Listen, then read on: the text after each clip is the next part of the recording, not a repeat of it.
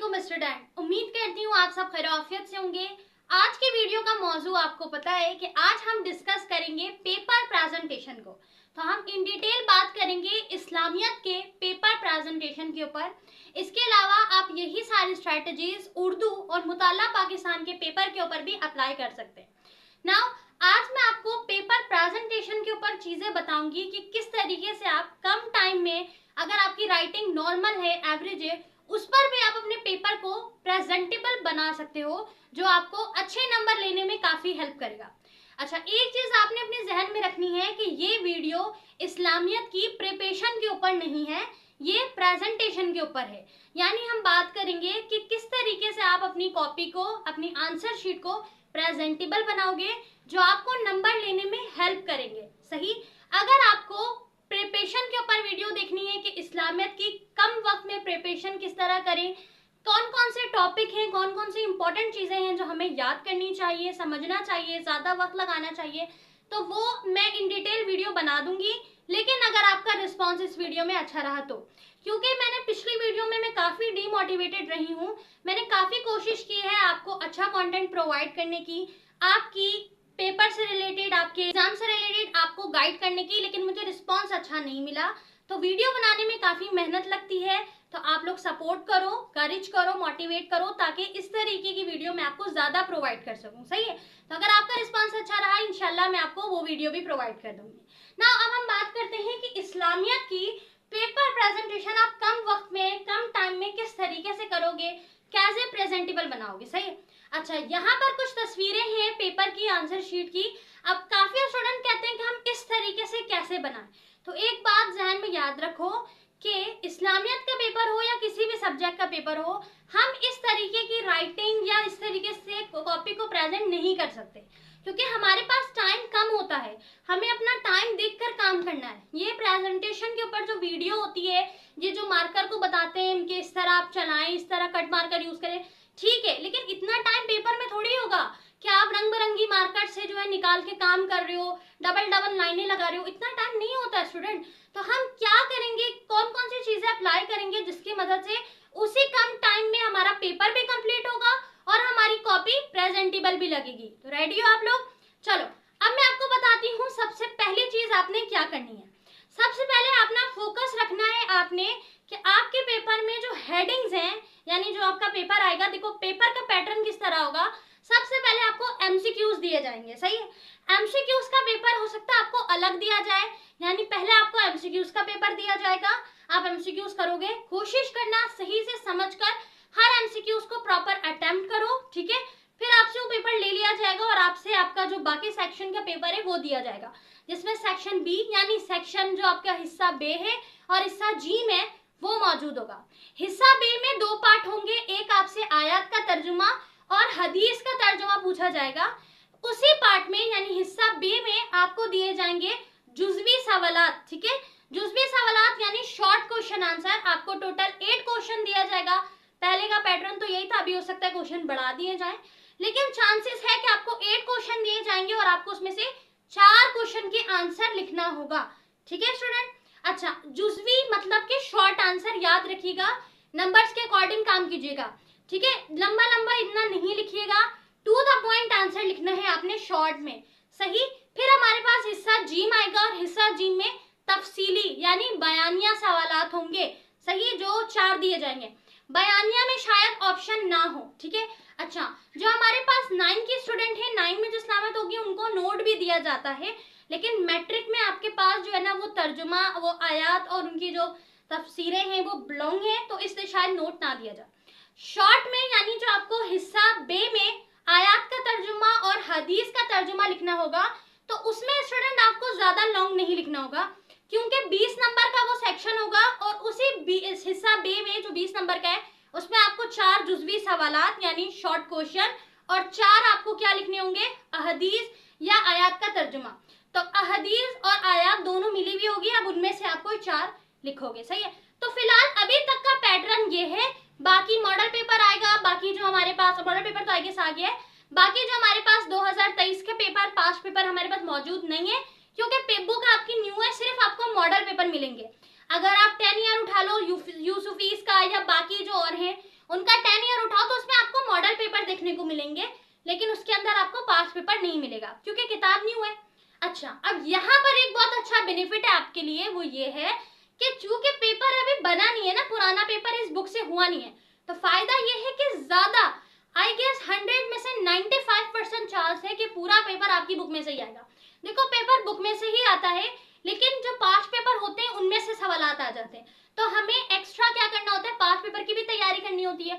लेकिन जब स्टूडेंट आपको पता है कि अभी पास्ट पेपर आपके पास कोई है भी नहीं, तो पहला टारगेट रखना बुक के एक्सरसाइज क्वेश्चन का। दो ही जगह से आएंगे सवालात, या तर्जुमा या अहदीस का तर्जुमा, आयत जो आएगी पेपर में वो दो ही जगह से आएगी, एक आपकी बुक के एक्सरसाइज क्वेश्चन से और दूसरा आपकी बुक का जो टॉपिक है ना वो टॉपिक वाइज आएगा। सही, तो इन्हीं जगह से आएगी। तो ये तो हमने पैटर्न को भी साथ ही डिस्कस कर लिया, ठीक है। अब हम आ जाते हैं थोड़ी प्रेजेंटेशन के ऊपर कि आप थोड़ी बहुत चीजें करके भी अपनी कॉपी को बहुत ही ब्यूटीफुल तरीके से प्रेजेंट कर सकते हो। मैं आपके साथ अपना पर्सनल एक्सपीरियंस शेयर कर रही हूँ। क्लास 9 के जो मेरी मार्कशीट आई थी, मैं शॉक थी। मेरे सबसे ज्यादा मार्क्स इस्लामियत में थे, पूरे मार्क्स थे। मैंने इस्लामियत में कोई रट्टा नहीं लगाया था, कोई मैंने बिल्कुल वर्ड टू वर्ड नहीं लिखा था, क्योंकि चाहे कोई सा भी सब्जेक्ट हो मैं रट्टा नहीं लगा सकती, मुझसे लगाया ही नहीं जाता। हो सकता है आप में से भी कोई स्टूडेंट हो जो मुझसे रिलेट करते हो, रट्टा बिल्कुल भी नहीं लगाया जाता मुझसे। इस्लामियत का पेपर, उर्दू का पेपर, मुताल्ला पाकिस्तान का पेपर देना मुझे बड़ा पसंद है, क्योंकि वो उर्दू में होता है। उर्दू मेरे लिए आसान होती है, इंग्लिश में थोड़ी स्पेलिंग मिस्टेक बहुत होती है, सही है। तो सबके साथ कोई ना कोई प्रॉब्लम होती है, किसी को इंग्लिश, बायो वगैरह के पेपर देना आसान होता है, सही है। मुझे कमेंट में बताइएगा कि आप लोगों को उर्दू के पेपर जो होते हैं इस्लामियात, मुताल्ला पाकिस्तान, वो देना आसान होता है या इंग्लिश वाले, सही। अच्छा, अब मैं आपको बताती हूँ कि मैं शॉक क्यों हुई, क्योंकि मुझे याद था कि मैंने अपना पूरा 100 में से 95% जो पेपर है वो अपनी वर्डिंग में लिखा था, तो मेरे पूरे नंबर कैसे आ सकते हैं। मुझे लगा कि मेरे नंबर कटेंगे जरूर, कम नंबर आएंगे इस्लामियत में, लेकिन इस्लामियत में पूरे नंबर आए। तो मुझे लगता है कि वहां पर जो चीज थी जिसने मुझे हेल्प किया है नंबर लेने में, वो सिर्फ और सिर्फ प्रेजेंटेशन थी। मैंने अपने वाहिद इस्लामियत के पेपर को बहुत ब्यूटीफुल तरीके से मुकम्मल किया था, पूरा मुकम्मल किया था, और बहुत ही कम टाइम में। तो मैंने प्रेजेंटेशन भी अच्छी रखी और पूरे उसी टाइम में पेपर भी मुकम्मल किया। तो मैंने कोई बिल्कुल एफिशिएंसी नहीं दिखाई थी, कोई ज्यादा हेडिंग लगाना या ब्लू मार्कर से, आपने देखा अक्सर ब्लू मार्कर से हेडिंगें भरी हुई होती हैं, लाइनें लगी हुई होती हैं, ये सब आपने नहीं करना। लाइनिंग के लिए आपने दो ही चीज का इस्तेमाल करना है, एक आपकी पेंसिल, दूसरा ब्लू हेडिंग कलर।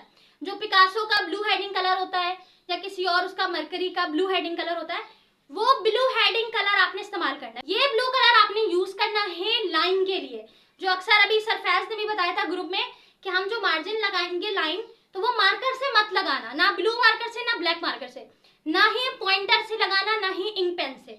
पेंसिल से लगाइएगा या फिर ब्लू अपने कलर का इस्तेमाल करना है, ब्लू कलर से आपने लाइन लगानी है। अच्छा, ब्लू कलर यही वाला लेना है, क्योंकि ये ब्लू कलर हेडिंग कलर कहलाता है। इसके अलावा जो कलर पेंसिल के अंदर ब्लू कलर होते हैं वो कलर मत यूज कीजिएगा, सही है। इस ब्लू कलर से हम क्या करेंगे, अपनी लाइनिंग खींचेंगे, यानी जो हमारी मार्जिन लाइन है उसको खींचेंगे। इस ब्लू कलर से हम जो हमारे कीवर्ड हैं, ठीक है, कीवर्ड को अंडरलाइन करेंगे। अब कीवर्ड कहाँ कहाँ लगाना है आपको, किधर किधर आपने कीवर्ड मार्कर से लगाना है या पॉइंटर से लगाना है, वो सब अभी हम डिस्कस करते हैं। तो ये बड़े काम की चीज है, इसको खरीद लो, 10 रुपए का मिलेगा, 20 रुपए का मिलेगा, सही है। अच्छा, अब हम बात करते हैं स्टूडेंट अपनी मार्कर वाली हेडिंग को जो आपने लगाना है। अब काफी स्टूडेंट्स होते हैं जो बिल्कुल बोल्ड करके, जैसे अभी ये मैंने जो हेडिंग लगाई है, इसको मुझे हेडिंग लगाने में काफी टाइम लगा है, मेहनत लगी है, तो पेपर में इतना टाइम नहीं होगा हमारे पास। तो आपने क्या करना है, एक कट मार्कर खरीद लेना जो कातिब वालों का होता है। कट मार्कर लेने से क्या फायदा होगा, कट मार्कर लेने से फायदा होगा कि अगर आपकी राइटिंग बहुत कर्सिव वाली या इस्लामियत और उर्दू के लिए खत्ताती वाली राइटिंग नहीं है, कोई मसला नहीं है, एवरेज राइटिंग भी है ना, कट मार्कर इस्तेमाल करोगे तो ऐसा लगेगा आपने बहुत ज्यादा खूबसूरत बना के लिखे, क्योंकि कट मार्कर होता ही ऐसा है। आपने कट मार्कर से सीधा बड़ी बड़ी अपनी हेडिंग को लगाना है, क्योंकि आपने देखा इस्लामियत के पेपर में नोट लिखा होता है बाकायदा कि सवाल नंबर सही से लिखना है आपने, ठीक है। तो सवाल नंबर को सही से देख के लिखना है। पहले आपने मार्कर से हेडिंग लगानी है, अपने हिस्सा बे है या हिस्सा जी में या हिस्सा अलिफ है, ये आपने हेडिंग लगानी है। उसके बाद आपने बड़ी हेडिंग साइड पे लगानी है, सेंटर में लगाओगे आप हेडिंग अपने हिस्सा अलिफ की या हिस्सा बे की, ठीक है। ये देखो, जैसे ये हमारे पास हो गई हमारी कॉपी, ठीक है।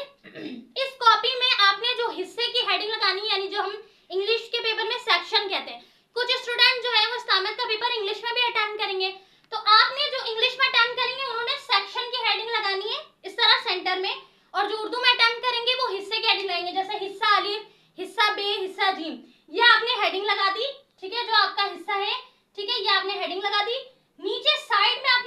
हेडिंग लगानी है सवाल नंबर की, ठीक है। यहाँ पर आपका आएगा स्टूडेंट, अच्छा इस तरीके करके लगाइएगा, ये आपका आ गया सवाल नंबर 1, सही। ऊपर आपने लगाई हिस्से की, साइड में लगाई आपने सवाल नंबर 1, सवाल नंबर 2, जो भी आप कर रहे हो, सही है। इस तरह करके ना सवाल नंबर आपने लिख दिया, ये सवाल नंबर 1 है। अब फॉर एग्जांपल आप शॉर्ट क्वेश्चन कर रहे हो या लॉन्ग क्वेश्चन कर रहे हो, एमसीक्यूज करोगे तो डायरेक्ट इस तरह एमसीक्यूज 1 2 3 4। अब देखो एमसीक्यूज आपका कॉपी में करना आएगा या जो हमारे पास शीट होती है उस शीट में करना होगा, उस लिहाज से आपने एमसीक्यूज का काम करना है ना। अगर हम शॉर्ट क्वेश्चन या लॉन्ग क्वेश्चन की बात करें तो शॉर्ट क्वेश्चन तो इस तरह आपने क्या करना है, जब आप सवाल हिस्सा लिख दोगे, हिस्से की हेडिंग सवाल नंबर 1 की हेडिंग या 2 है हमारे पास शॉर्ट तो 2 में होगा, इस तरह लिखना सवाल नंबर 2, सही है।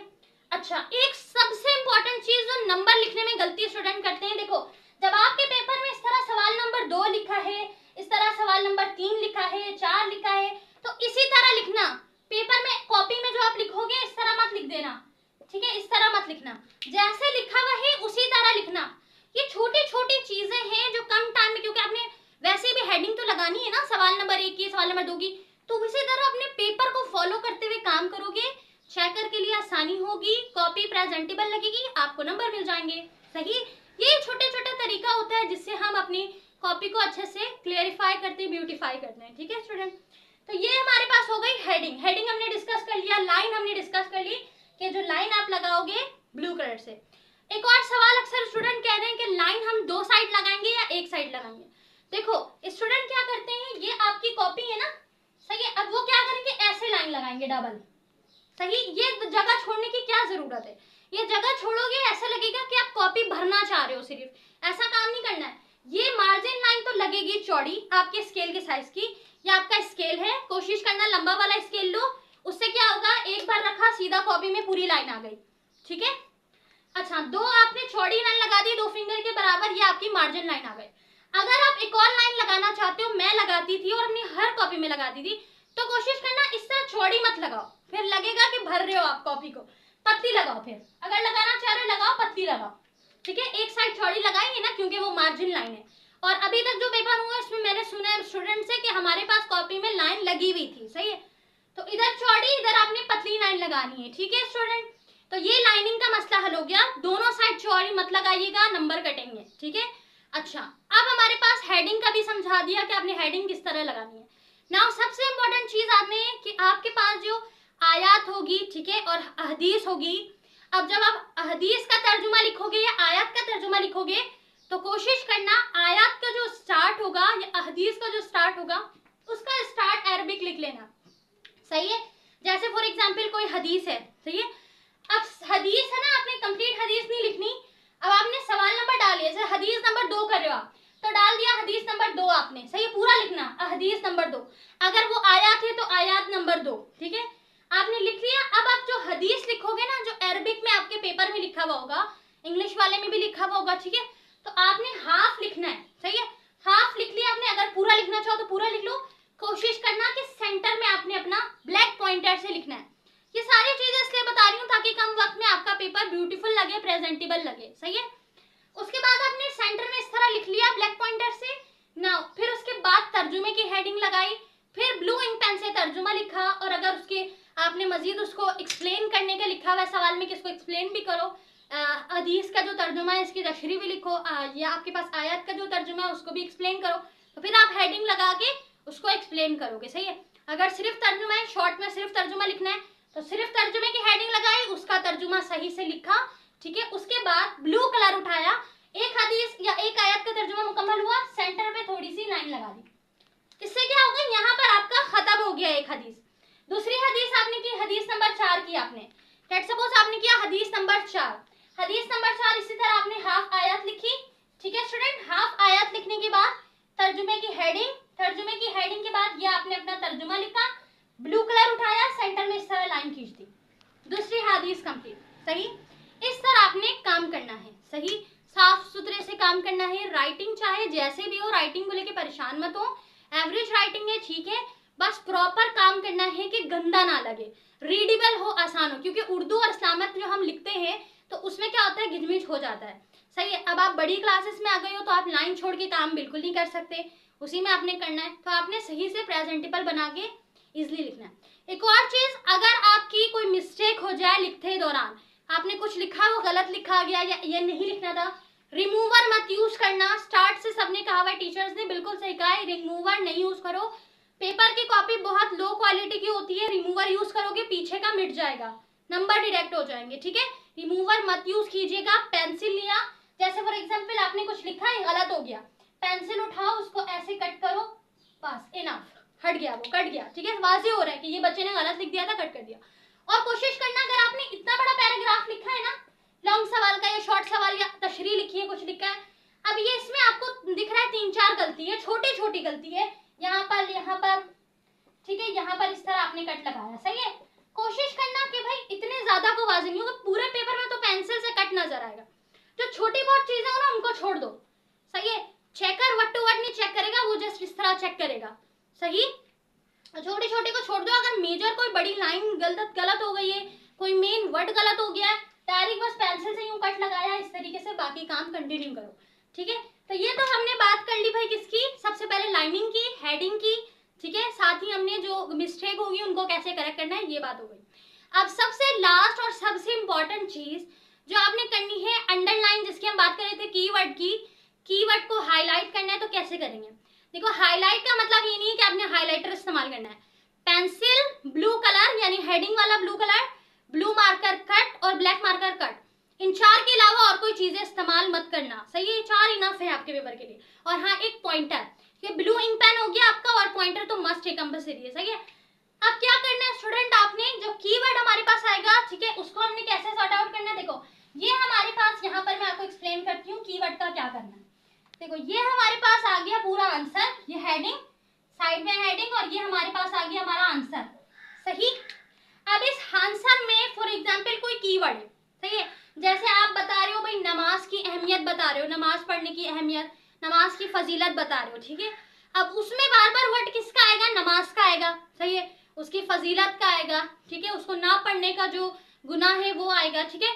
तो उसमें आप क्या करोगे, जहां जहां पे नमाज का जिक्र है, आपने क्या करना है, वहां पर मार्कर का इस्तेमाल करना है, ठीक है। अब आप कहोगे काम के बीच में मार्कर, तो लाइट लिखना, ज्यादा अपने हार्ड मतलब अपने हाथ को डार्क करके नहीं लिखना है, वरना उससे क्या होगा, पीछे प्रिंट छपेगा, वो पेपर लो क्वालिटी के पीछे, लाइट से लिखना है, ठीक है। किस तरह आपने लिखा पूरा पैराग्राफ, मार्कर उठाया, ब्लू मार्कर, क्योंकि ब्लू इंक पेन से आप पूरा काम कर रहे हो, नोट लिख रहे हो या लॉन्ग सवाल लिख रहे हो, ब्लू पेन से, आप ब्लू इंक पेन से पूरा काम कर रहे हो।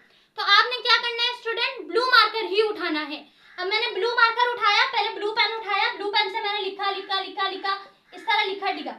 अब दरमियान में कुछ चीजें हैं, सवाब का जिक्र है, अजर का जिक्र है, गुनाह का जिक्र है, नमाज का जिक्र है, या मेन जो आपका टॉपिक है, जैसे आप सूरह बकरा की आयत को एक्सप्लेन कर रहे हो, अब जहां जहां पे सूरह बकरा का जिक्र है, तो उसको आपने बोल्ड, जो मेन चीजें उनकी, उसको बोल्ड करके लिखने के लिए मार्कर का इस्तेमाल करोगे। ब्लू पेन से पूरा काम किया तो ब्लू मार्कर ही यूज करेंगे, ठीक है। तो आप इस तरह, इससे क्या फायदा होगा, इससे ये फायदा होगा, 2 फायदा होगा। एक तो जिस टॉपिक पे आप आंसर लिख रहे हो, जिस टॉपिक को आप एक्सप्लेन कर रहे हो, तो उस टॉपिक से रिलेटेड जो कीवर्ड होंगे ना, वो चेकर को वाज़ेह होंगे, सही। एक तो ये हो गया। दूसरी चीज, अगर उस पैराग्राफ या उस आंसर को लिखने में कोई मिस्टेक हुई है, तो वो मिस्टेक से ना चेकर का माइंड डाइवर्ट होकर आपके जो आपने हाईलाइट किया है उनकी तरफ आ जाएगा, ठीक है। तो इस तरह आपकी कॉपी बहुत कॉन्फिडेंट लगेगी। इस तरह की कॉपी के तरह, मतलब समझो कॉपी प्रेजेंट हो रही है चेकर के सामने, मतलब आप प्रेजेंट हो रहे हो, क्योंकि चेकर आपको नहीं जानता ना, आप चेकर को जानते हो। तो चेकर के सामने आपकी कॉपी प्रेजेंट हो रही है, मतलब आप प्रेजेंट हो रहे हो, ठीक है। तो आप इस तरह कॉन्फिडेंट लगोगे कि भाई आपकी तैयारी अच्छी है। दूसरा ये कि साथ ही आपका जो पेपर है वो प्रेजेंटेबल लग रहा है, ठीक है। तो ये कुछ चीजें थी जो मैंने अपने पेपर में अप्लाई की हैं और मैं आज तक अप्लाई कर रही हूँ। मुझे लगता है कि यही सारी चीजें हैं जो मुझे अच्छा स्कोर करने में हेल्प करती हैं, तो मैंने सोचा आपके साथ लाजमन शेयर करना चाहिए। तो आप कोशिश करो इन सारी चीजों को अप्लाई करो, इस तरह हेडिंग लगाओ, इस तरह अंडरलाइन करो, इस तरह आपने हाईलाइट करना है, ठीक है। अच्छा, आंसर को अगर आपने कोई क्वेश्चन आपने लगाया है, हेडिंग जैसे आपने हिस्सा अलिफ की लगाई थी, आपने सवाल नंबर 1 की, सवाल नंबर 2 की, तो उसको आप डबल अंडरलाइन करोगे इस तरीके से, ठीक है, डबल अंडरलाइन करोगे। और अगर आपने कोई कीवर्ड लिखा है या कोई सब हेडिंग है, एक मेन हेडिंग होती है और एक सब हेडिंग होती है, तो सब हेडिंग को आप सिंगल अंडरलाइन करो, सही। इस तरीके से आपकी कॉपी में क्या होगा, डिफरेंशिएट होगा, वाज़ेह होगा कि ये मेन हेडिंग है, ये सब हेडिंग है, ये कीवर्ड है, ठीक है। इस तरह आपने हर सवाल को मुकम्मल करने के बाद एक लाइन आपने लगानी है, या तो मार्कर से या ब्लू कलर से, वो भी हेडिंग वाले, ठीक है। आई होप कि ये वीडियो आपके लिए हेल्पफुल रही हो। इस्लामियत और उर्दू की पेपर प्रेजेंटेशन हो गई। अगर आपको इस्लामियत और उर्दू के पेपर प्रिपरेशन की वीडियो चाहिए तो मुझे कमेंट में जरूर बताइएगा। Thank you so much for watching. Allah Hafiz.